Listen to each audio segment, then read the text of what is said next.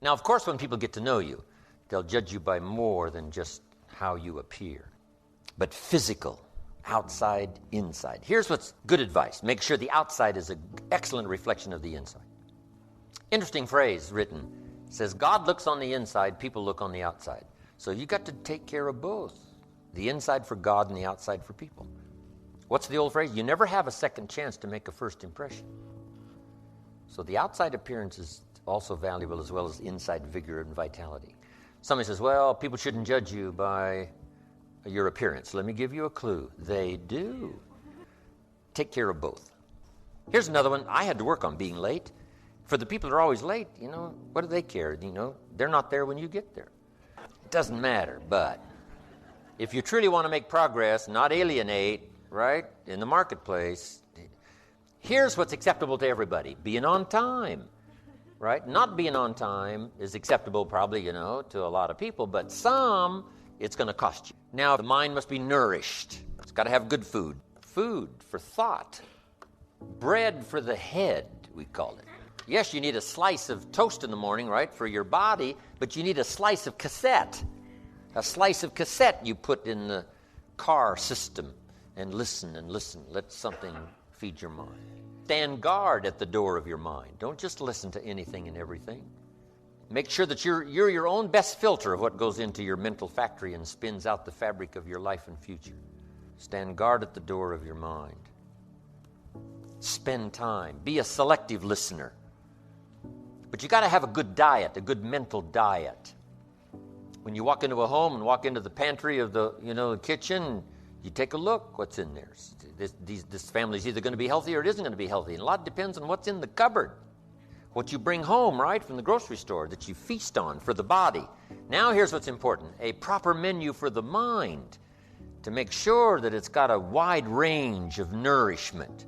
Because the mind needs the full education. Now, that starts to develop the foundation for what we call a good life, a productive life, a fulfilled life. And we need this mental input. 2 days is a little staggering in terms of sort of a crash program. And you couldn't do it every week, a couple of days every week. It would be too much. But a couple of days to just really concentrate for a while. Hopefully I send you away from here tomorrow a little mind-weary, right? Of taking all these notes and trying to get it all and trying to think about it while you take notes. I know it's an intense session of a couple of days, but I'm telling you, it's going to be so valuable for me to express it and for you to get it. Because then you just load up your wagon full of stuff here. Mental wagon to take it home and sort it out and decide what's valuable to try today, some that you're going to think about a little bit later, but now at least you've got it.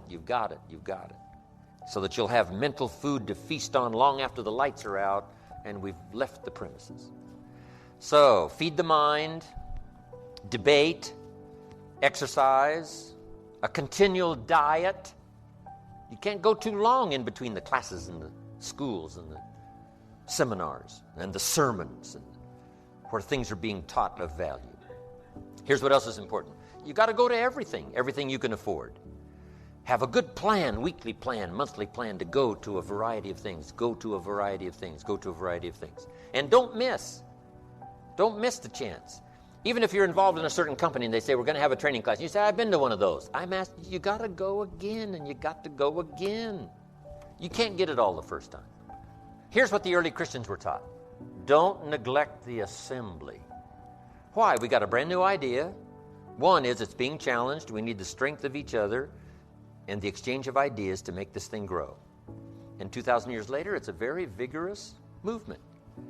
But they were taught when it started, don't neglect to get, every time they call a meeting, make sure you're there every time they call a meeting. And whatever industry you're in, whatever company you're in, when they call a meeting, make sure you're there. When they call a little training class, make sure you're there. Here's why. Some of them are going to be life-changing. And you don't know which experience is going to be life-changing. You can't pick the one. You just got to go. One is life-changing. You go. Another one is life-changing. You go again. Another one is life-changing. For the people that were there, somebody that you met, something that you heard, and that one was just perfect. The atmosphere was right, the crowd was right, and everything was right, and you'll never be the same again. And you don't know which one that's going to be. That's why you've got to pursue. Go often, have a good plan for the search of knowledge and ideas that can inspire to the best of your potential. So now we've got the physical, we've got the spiritual, we've got the mental parts of personal development. Now let's keep going. When I began planning this program, I looked up the word character in the dictionary. I learned the origin of the word, and then I just sat there for a minute and realized that in this case, the origin of the word just about says it all. So I'm going to tell you where the word character comes from, and I'd hope it has as big an effect on you as it did on me. But first I want to just quickly mention the origins of another word that people often confuse with character, just to clarify the differences. That other word is charisma, and I think that it's often confused with character today. But charisma is really quite different. Charisma is derived from a Greek word meaning an ability to elicit favor in other people. It's a magnetic quality of personality that people respond to as if it were magic. Charisma is almost like a magic wand that confers power over others. But character has a very different origin. Character comes from a Greek word meaning chisel, or the mark left by a chisel. I'm going to repeat that because I think it's very important. Character is derived from the Greek word for chisel. And of course, a chisel is a sharp steel tool used for making a sculpture out of a hard or difficult material like granite or marble. And a chisel is also used for stripping away waste material from an object, stripping away stuff that might get in the way in order to get down to the essential thing, the thing that really matters. You've got to chisel your character out of the raw material of yourself, just like a sculptor has to create a statue. The raw material is always there. Everything that happens to you, good or bad, is an opportunity for building your character. Let me point out another important distinction between character and charisma. You may have noticed it already. In both its definition and its derivation, character doesn't refer to other people. It doesn't refer to having power over other people or getting other people to follow you or gaining favor with other people. Character is something that you have and that you are. You could be marooned on a desert island, and your character would still be important. In fact, it would likely be very important in that situation. But charisma wouldn't do you any good at all. Charisma requires the presence of others, while character is all about you. Character is the person you are after you've chiseled and have gotten past all the unnecessary material to what's underneath. But since we're usually surrounded by other people, let me be a little more specific about how the differences between a charismatic person and a person with character can play out in the real world, particularly in leadership situations. Here are 4 sets of circumstances that can easily occur. First, a really charismatic person can make people believe there's pie in the sky, or that the sky is going to fall tomorrow, one just as easily as the other. By creating these expectations, charismatic individuals can indeed energize and inspire others, or terrify and demotivate them, until the overblown scenarios are proven false and the charisma runs out. But a person of character doesn't need to be anyone's Pied Piper and isn't comfortable in that role. Instead, he or she looks within for the true source of inspiration and energy. Second, a charismatic person can inspire devoted or even fanatical loyalty. But this can all too easily turn into an unconscious sense of dependency, and that can make matters difficult when the leader is no longer available. Like a charismatic coach, effective during the glory years, but when he leaves the organization, there is a sense of abandonment, and the team may never achieve anything like its prior success. Powerful personalities often resist delegating authority, but it's an attitude of character for a leader to refrain from making himself or herself the indispensable heart and soul of an organization. Here's a third difference between character and charisma that's particularly important in a leadership situation. Charismatic people have to keep pulling rabbits out of the hat. The magic of their presence has got to keep expressing itself, or people might start wondering where it went. Worse yet, they might start getting bored. There were plenty of charismatic individuals around, such as Churchill, Montgomery, de Gaulle, and Patton. What was needed was somebody with toughness, stamina, and ability to manage people. Just before the Normandy invasion in 1944, Eisenhower met with a group of officers who would be going into battle. He stretched out a piece of string on a table and pulled it a few inches with his finger. "An army is like this piece of string," he said. "If you try to push it from behind, it just tangles and doubles back on itself. Soldiers have to be led from the front, not pushed from behind." Eisenhower may not have been colorful, but he could definitely get his point across in a way anyone could understand. He had character in the true sense.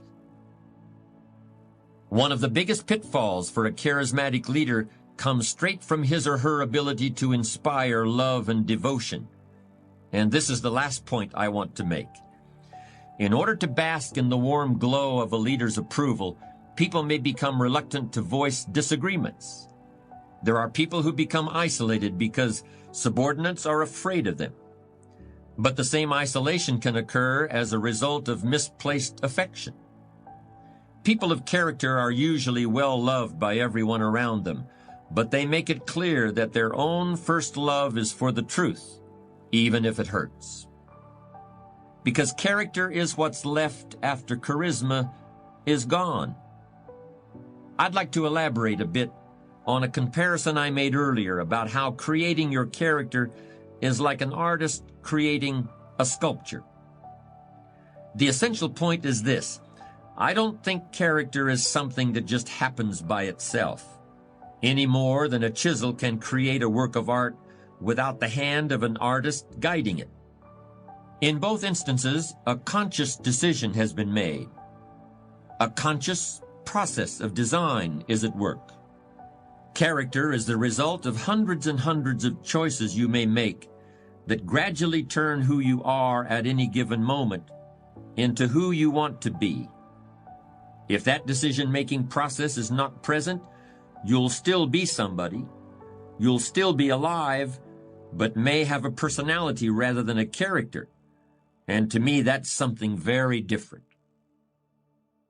You build character out of certain qualities that you must create and diligently nurture within yourself, just like you would plant and water a seed or gather wood and build a campfire. You've got to look for those things in your heart and in your gut. You've got to chisel away in order to find them, just like chiseling away rock in order to create the sculpture that has previously existed only in your imagination. But the really amazing thing about character is that if you're sincerely committed to making yourself into the person you want to be, you'll not only create those qualities, you'll strengthen them and recreate them in abundance, even as you're drawing on them every day of your life. Now let's keep going. Ideas plus inspiration. Make the note, we need ideas for goals and plans to design our life for the future. Tomorrow we'll do the workshop, setting goals for the next 10 years. Ideas for plans to achieve those goals. But here's what else we need. Inspiration. Emotional vitality. Without that, the ideas, won't progress very far. They may serve you to just get by, but I'm sure you haven't spent this kind of money and this kind of time to pick up ideas just to get by. But we want to be able to flourish. However, that is a human being's two major objectives And you might make these notes. One is to survive. First, we must learn to survive. Second, then, we learn to succeed, which is beyond survival. But most people settle in just in sort of the survival mode, enough to get by. They've got all these resources to tap, and they don't tap them because, they're getting by. Their kids aren't starving. They got a roof over their head and some clothes to wear and food to eat. But to go way beyond that, to flourish, not just to survive, but to flourish. I'm sure that's what all of us are here these 2 days for, to find more ideas on how to do that. Now, the idea part is fairly basic and upfront, right? We're going to talk about time management ideas. We're going to talk about leadership ideas. We're going to talk about good health ideas. We're going to talk about all kinds of ideas. And they're fairly easy to put forward. Here's what's a little more tricky, inspiration. Who knows why one's inspired and one is not inspired? Here's what I call it. It's a good thing to remember for the rest of your life. It's called the mysteries of the mind. And you'll be confronted with that forever, the mysteries. Here's what we have to do with most mysteries. Leave them mysteries. And learn to be curious instead of dismayed. Say, why is it this way? Say, I don't know. You get your own planet, you could rearrange it some other way. But on this planet, we seem to be guests. So you figure out how this one works, whoever set it up, right? We follow how it's been set up. Then if you get a chance for a planet, then you can rearrange the whole deal and say, well, I'm not going to do that. I'm going to do this. I'm going to do this. So if you ever get that chance, you can do that. But hey, on this one, it was prearranged before we dropped in here. But on the spinning planet headed somewhere, right, what is the deal? And part of it is a mystery. One of the mysteries. Where did we come from? Where are we going? Some of those are a bit unfathomable. We try our best to understand.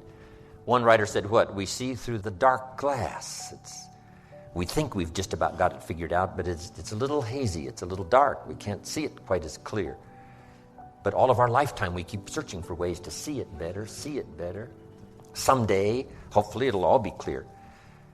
But some things are mysteries. I do a seminar like this. Someone walks out and says, I'm going to change my life. Someone else walks out and says, oh, I've heard all this stuff before.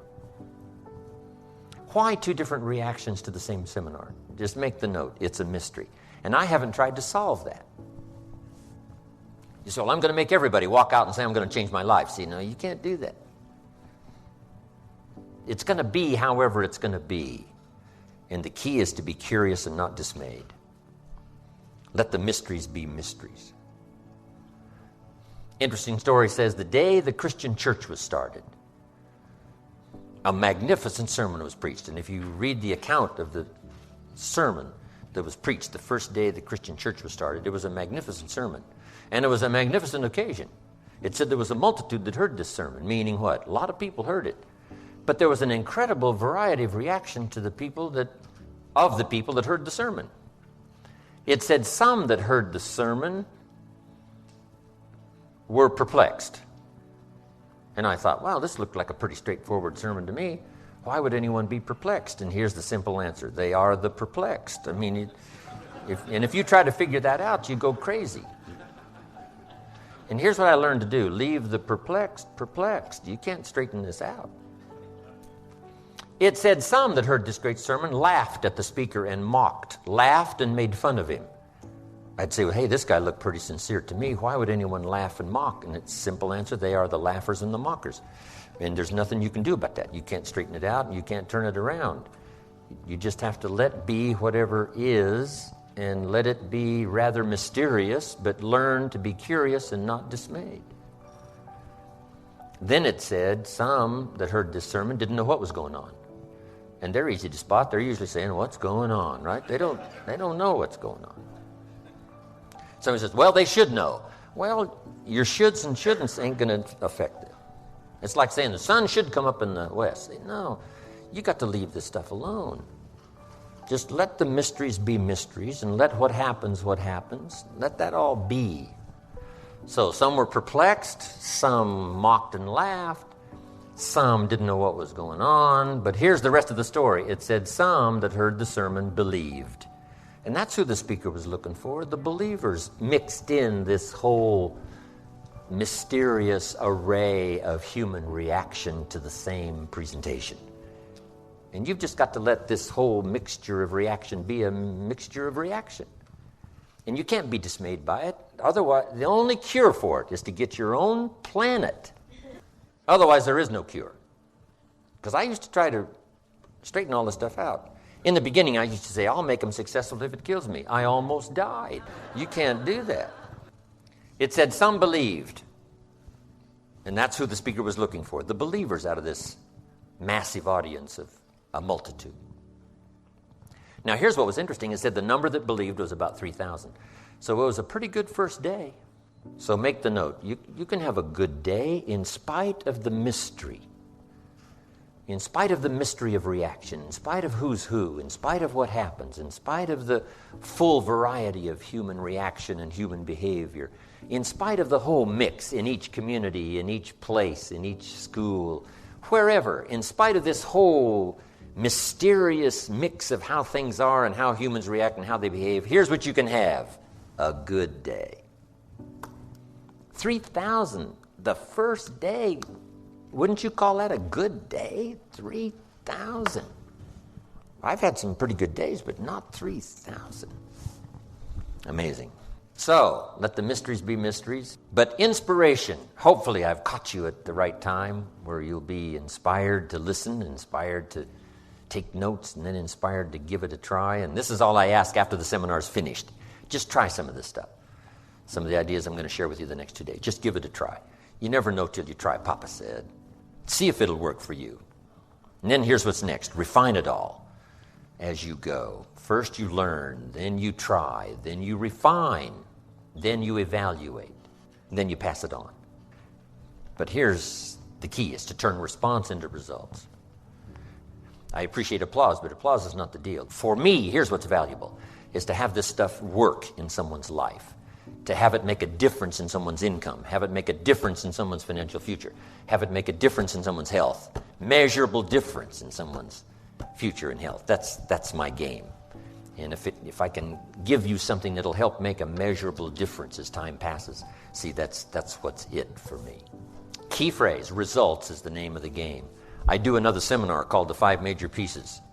It's also the title of a book, but here's those pieces. One is philosophy. We're affected by what we know. Next is attitude. We're affected by how we feel. Third is activity, or disciplines, or work. Labor, it's called. We're affected by what we do. And number 4 is results. Learn to measure and count to see how you're doing. Making progress is the name of the game. And here's how I describe it. Measurable progress in reasonable time. That's what we ask of our kids. That's what we ask of everybody. Make measurable progress in reasonable time. But results is the name of the game. We don't study philosophy just for philosophy, or attitude just for attitude, or discipline just for discipline. These things by themselves serve no purpose. But these 3 items invested in labor, in the work, produces results. Now we measure our results to see how our disciplines are working, how our attitude is working, and how our philosophy is working. And if the results aren't to your liking, there's only 3 places to check: discipline, attitude, philosophy, personal philosophy. It's a pretty simple process. Some people check interest rates. Well, but, that's not where the real problem probably is. Check what you know. You may need more knowledge. Check how you feel. You may need to adjust your attitude. And check your disciplines, and you may need to add a couple to the ones you're already engaged in. And that'll start immediately to changing the results that you can measure, that you can count. And you might add one more word here: weigh. Okay, weigh and count and measure. Because the game is productivity, progress and productivity. Then something we're going to talk about, which was number 5, which is lifestyle. Because here's the ultimate expression of life, and that's to live a good life. Living well is the ultimate expression, not philosophy, not attitude, but living well. Hopefully I'll give you some guidelines that have come my way, translating response to results. Now, just finishing up, make these notes. To get the most out of the 2 days, here's number one. Everybody would agree on number one. Be thankful for what you already have. Here's the next one. Be eager to learn. I know all of you already know a lot, but be eager to learn the rest.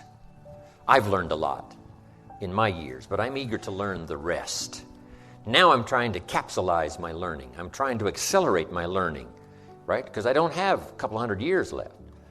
So I've got to accelerate my learning curve, especially in the next 4, 5, 6, 8, 10 years.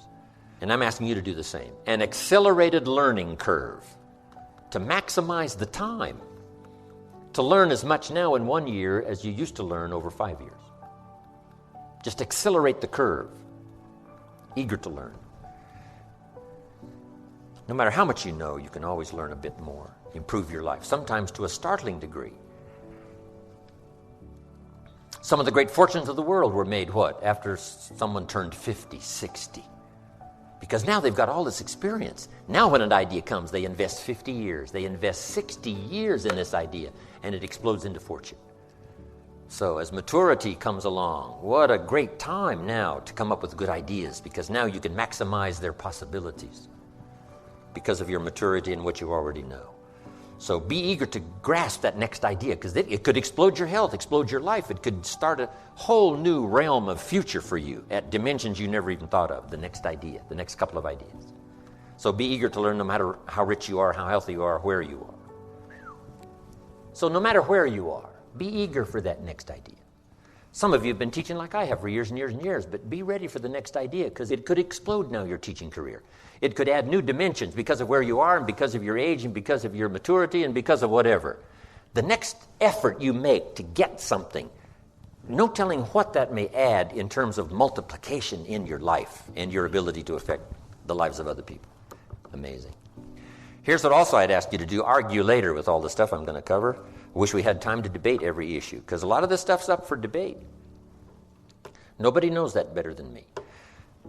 And I've been doing my best all these years to debate, my point of view, as well as to listen from the other point of view. But, I would ask you to argue later, because we don't have time to open up discussion for every point that I'm going to cover in the next 2 days. But here's what's important. Debate all major issues. Some issues are fairly sort of obvious. Say, well, I can see the positive side of that right away. But some need discussion. Now, here's what's valuable, to discuss some things with someone else. Debate back and forth. In Israel, one of the great forms of learning is debate. You walk into the classroom, wow, it sounds like confusion.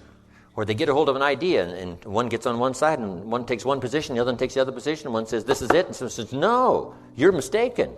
Here's what you failed to read. Someone says, well, I didn't know that. And then they advance their point of view and say, no, I think you're wrong here. You haven't done your research. How about this, this, and this? The person says, oh, you're right. I didn't do that research. And this verbal debate back and forth goes on in Israel.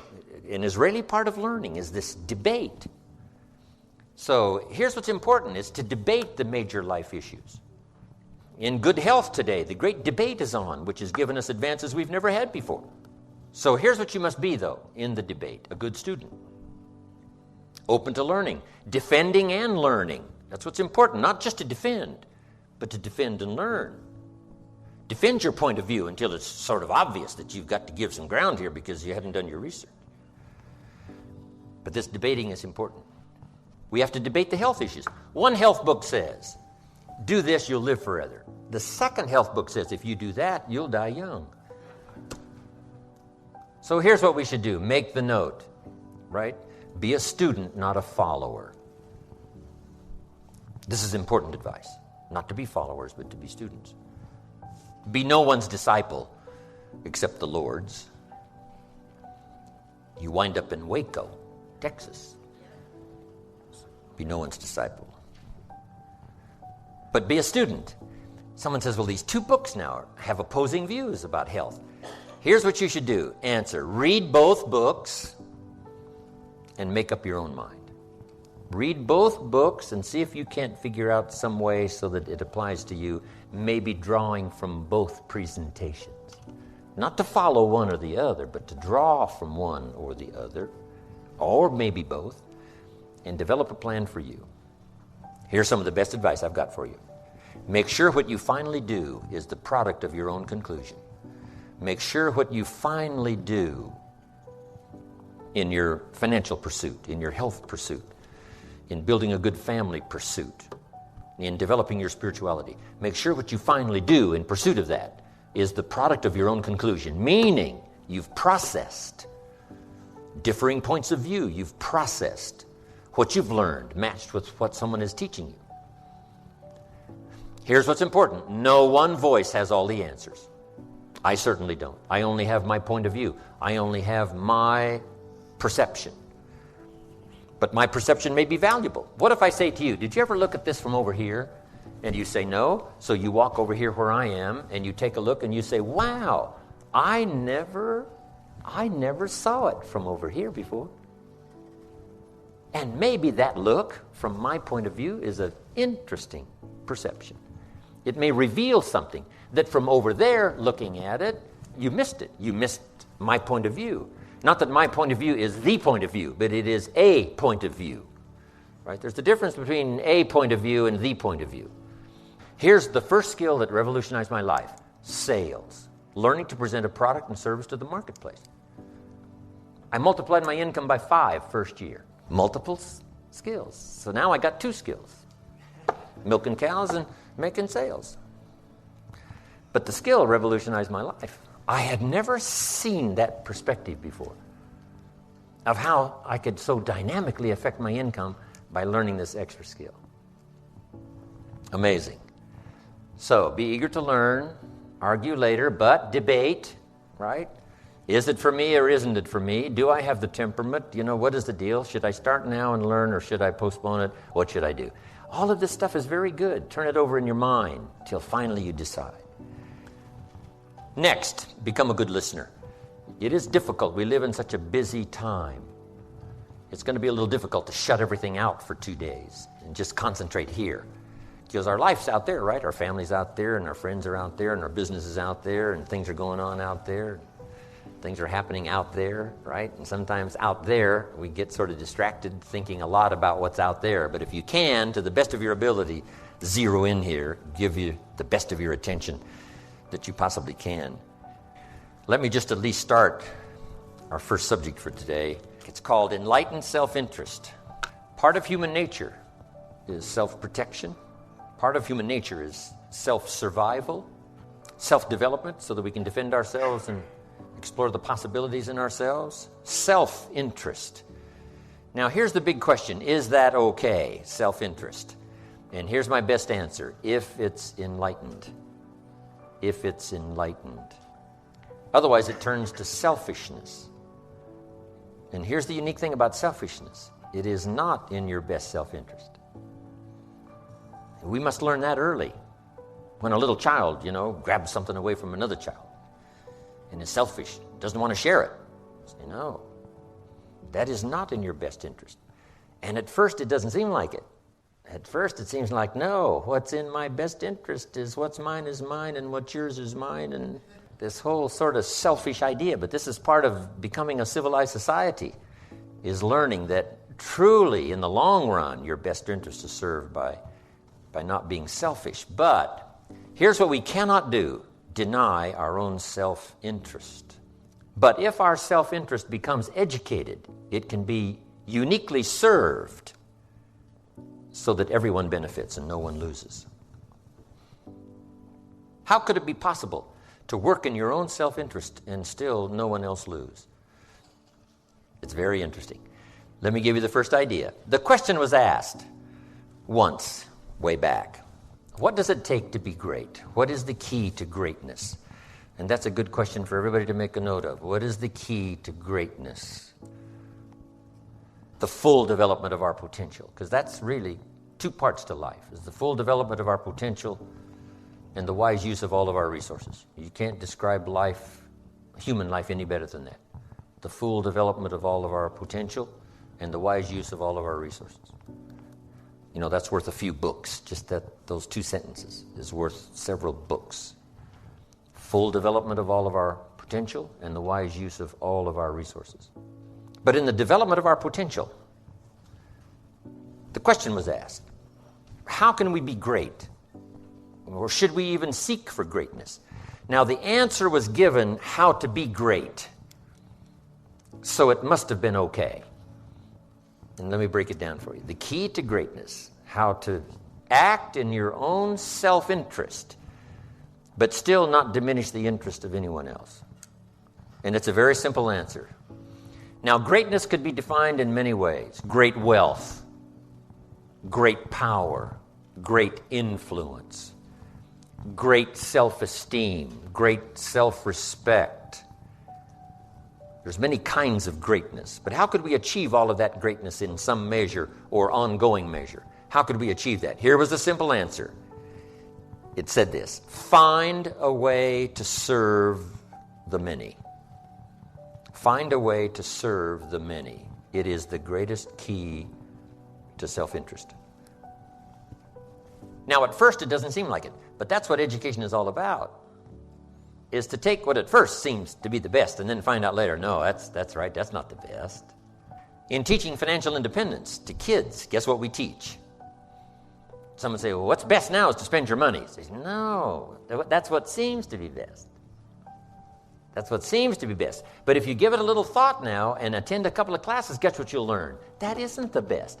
What I first thought was the best turned out, when I was more educated, that wasn't the best.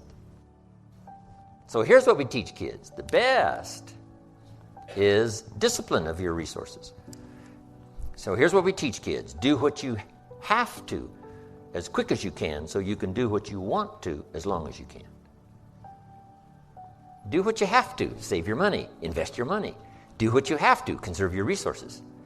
Exercise the discipline now, because then that later leads to many years of self-satisfaction. So that's what education is all about, to turn around what seems to be our best interest and say, no, now I understand that isn't what's best. You got a toothache. You got a cavity in your tooth. What seems to be best is just to neglect and say, oh, well. But here's what's the problem with the cavity. It doesn't get better. So you got to go take care of it.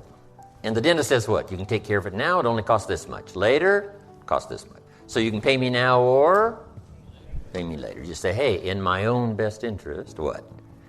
Better to pay up front. Discipline is better up front. Now, so that we can enjoy those later years, to have plenty. So here's what it says. If you wish to be great in all kinds of greatness, have trophies to put on the mantle above the fireplace. If you wish all that kind of greatness, recognition and respect and all of it, here's the key. Find a way to serve. So we might shorten it to read like this: service to many leads to greatness. Now, at first, that doesn't seem to create personal greatness, serving others. But now, when we become educated, we finally find out, yes, that's true. Service to many leads to greatness. Key phrase: if you wish to be ruler over many. Now, wishing to be great would seem as a statement of your own self-interest, which is true. But we're talking now about enlightened self-interest. Find a way to serve. Now we come to the next one. If you wish to be ruler over many, nothing wrong with that, to be ruler over many. Here's what it says: be faithful when the amounts are small. To rule over many, be faithful when you have just a few. Someone says, well, if I had a big organization, I'd really take good care of it, but I've only got 3 or 4, I don't know where they are. See, that's not the key. The key is to really know where the 3 or 4 are. Take exceptionally good care of the 3 or 4. Because if you become faithful, if you become disciplined in giving your best attention and the best you've got to the few, now you begin to qualify now to have the many to preside over. The many will come if you pass the test of the few. Someone says, if I had a fortune, I'd really take good care of it, but I've only got a paycheck. I don't know where it goes. See, that's interesting if we ask you, what about your money? You say, I don't know where it all goes. Well, should we let you run the company? You don't know where it all goes? He says, yeah, my money just gets away from me. Oh, we should let you run the world, right? Say, no. Because if you can't be master over a few pennies, should we give you a fortune? The answer is no way. Let's see what this person does with a paycheck. Then Life and opportunity will decide later whether they deserve to double, triple, quadruple their income multiplied by 10. Why multiply it by 10 if you don't do a good job with what it is? So the key to greatness in your own self-interest is find a way to serve, and number 2, be faithful when the amounts are small. Now here's what's exciting. Learning to give is in your own best interest.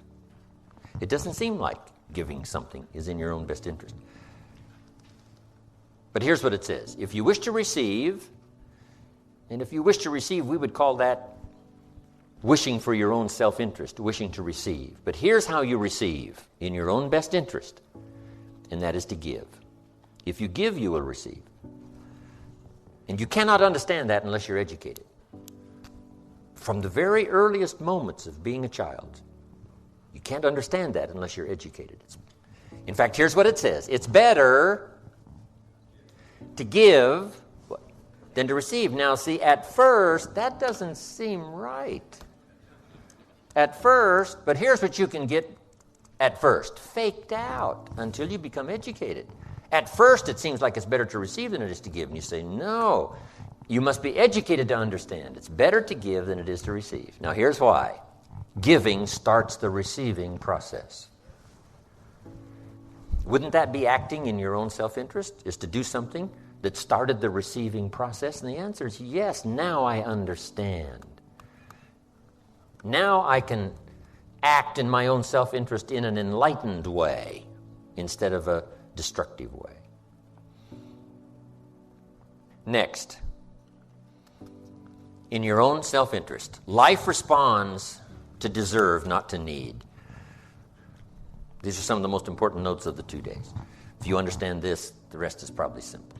Life responds to deserve, not to need. Life was not designed to give us what we need. Life was designed to give us what we deserve. Now, not in a moral sense now. This is just in a basic sense. There are certain moral challenges as well, spiritual and moral. But here's what the great law says. It does not say, if you need, you will reap. That's not what it says. Someone says, well, I really need to reap. Then you must learn the basic law. And without education, see, you'll be left behind. Here's what it says. In order to reap, you must plant. Guess who deserves to reap? Those who plant. So, could I deserve something unique and valuable? Yes, if you understand the law, if you understand how it works in your own self-interest. We must plant, we must give to the soil, we must turn it loose, we must let it do its work, we must have patience, take care of it. Now we deserve the reaping. If you need, you must plant. Next, if you need to find, in your own self-interest, if you need to find, here's what it says, you must search to find. Finding is reserved for those that search. They're the ones that deserve it. Somebody who says, well, this person really needs to find a good idea, then they must go searching. You must go to the library. You must go to the seminars. You must go to the sermon. You must go to and listen to the lyrics of the song. You must go to where education is being taught. You must go to where good ideas are being shared. Go to, go to. Rarely does a good idea interrupt you. Rarely. Good ideas are like mining for gold. You've got to develop the mental machinery to go look, go sifting, go searching, go looking. And if you search, what? You will find. The promise is there for everyone in their own self-interest. You'll find all you need to find. If you search for it, you'll find everything you need for your health, everything you need for a flourishing lifestyle, everything you need for a good marriage, everything you need to strengthen your friendship, everything you need for economics, you will find if you'll do like you did today. Spend a couple of days searching, taking a look, seeing if someone has some good ideas to share. All things are conditional. God says, I'm an amateur on God, but God says, if you'll move toward me, I will move toward you. It's always conditional. Which could also be translated, God says, you don't move, I don't move. You say, well, that's arbitrary. Well, when you're God, you can set it up that way. Remember, your planet, you can rearrange all this. Change it all. But on this one, here's what's interesting. What you move toward tends to move toward you. If you move toward education, education starts to seek you out. This is one of the unique positive mysteries. Whatever you move toward moves toward you. If you move toward progress, progress seems to want to now embrace you, move toward you. All life seems to wish to reward its benefactor. If you become the benefactor, you'll receive these incredible rewards. If you're the benefactor to the garden, the flowers seem to bloom and say, look at me, look how bright and beautiful I am because you took care of me. I wish to reward you by being beautiful, lovely, spectacular. Your own children, if you become their benefactor, they want to reward you with their progress. I taught my daughters how to swim, right? My daughters would say, and to dive. And my daughters would say, Daddy, watch. Look, watch. Look what you've created here. I mean, you've spent the time with me and, when it didn't go well, now look at me. This is the payoff. Watch me dive. I was their benefactor. Now all life wishes to respond to the benefactor. Those who give their time, give their effort, give their patience, give their ideas, the benefit of their experience. Now, whatever has benefited from that wishes to respond. The crop wishes to grow. The child wishes to show you how much progress they've made. That is so exciting. Okay. Here's the last part on this. In your own self-interest, it's better to pay. Right? It's better to pay than to get it for free. Someone says, I wish I could get it for free. Not really. Because for free doesn't make anything of you. Here's a good phrase to remember. I wish to pay fair price for everything, for what it makes of me to pay. For the development I must achieve, to be able to pay, that's more valuable than to pay and to receive. Promise is on the other side of price. Should we give you the promise without the price? And the answer is no. That would violate the whole deal. Helping kids to change their vocabulary. A child says, I need $10. Said, that doesn't unlock the vault here. What unlocks the vault? How could I earn $10? Now, see, there's plenty of money here. You just got to use the right language. And the vault comes open. There's the money. There's the door. If you use the right language, part of it is language. We're going to learn tomorrow about financial independence. Part of it's language. Here's what I teach kids, not to have a savings account. It's important not to have a savings account. Here's what's important, to have an investment account. You want an account that pays. I said, oh, I understand. An investment account, not a savings account. An account that pays you interest. So, the magic language around the house for the kids. How can I earn $5? Not I need $5, not give me $5. How could I earn $5? How could I earn $10? Now here's what's important. Even more important than the $10 that achieves the objective is the development, the personal development that comes from being able to pay. Being able to pay is more valuable than receiving. Getting something is never enough. Paying for it, earning it is the real value. I got 4 parts to the day that turns your life around, and then we're finished for the day. Number 1, disgust. Disgust is a negative emotion, but it can have a very positive, powerful effect. Disgust says, I've had it. What an important day that could be. I met a beautiful, powerful, accomplished executive lady in New York. The company invited me to come in. This lady was a vice president, extraordinary lady. I got to know her, and I found out her story. I said, how did you get here? Big income. And she never went to college, never went to university. I said, how did you get here? Executive, powerful, income. She said, well, let me tell you part of the scenario. She said, when I was a young mother a few years ago, she said, one day I asked my husband for $10. And he said, what for? Before that day was over, I decided I would never, ever ask again. She said, I started studying opportunity, found it, took the classes, put myself through the schools, did the scenario. Now I'm vice president. I make a lot of money. And she said, I kept my promise. I've never, ever had to ask again. It's called a life-changing day. The day you say, enough is enough. Now, if you can add an act to your disgust, it helps. The man takes a shotgun to his car, blows out every window, destroys every tire, puts 100 rounds in it, and says, I've driven this embarrassing thing for the last time. And then he saves it. He saves it.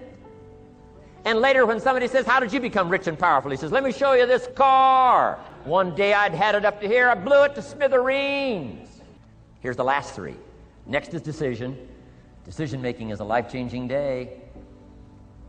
If you went home today and in the next few days cleaned up a list of decisions, it could furnish enough inspiration for the next 5 years, 10 years. What an inspiring day, the day you can bring yourself to decide. And here's the third one, desire, wanting too bad enough. Who knows the mystery of that? We don't know. But here's something I do know. Sometimes desire waits for a trigger, waits for something to happen. Who knows what the happening may be? A song, the lyrics, a movie, the dialogue, a seminar, a sermon, a book, an experience, confrontation with an enemy, a conversation with a friend who finally levels with you. Whatever the experience it is, it's so valuable. And here's my best advice. Welcome all experiences. You never know which one is going to turn everything on. Don't put up the walls. The same wall that keeps out disappointment keeps out happiness. Take down the walls. Go for the experience. Let it teach you. And here's the last one. Resolve. Resolve says I will. Two of the most powerful words in the language. Best definition of resolve I got from a little junior high girl, Foster City, California. I'm going through some words one day. I got to this one and I asked the kids, who can tell me what resolve means? Some didn't know, some tried. Interesting. The last one was the best. Little girl about 3 rows back, she said, I think I know, Mr. Rohn. I said, what? She said, I think resolve means promising yourself you will never give up. I said, that's the best I've ever heard. She's probably giving seminars somewhere today, right? I mean, that's the best I've heard. I asked the kids, how long should a baby try to learn how to walk? How long would you give your average baby? Any mother in the world would say, you're crazy. My baby is going to keep trying what? Until. What a magic word. I want you to write it down. Until. Promise yourself you'll read the books until your skills change. You'll go to seminars until you get a handle on it. You'll listen to it until it makes sense. You'll go for it until you understand it. You'll practice it until you develop the skill. Never give up until, however long that is. Then you'll discover some of life's best treasures when you pay that price.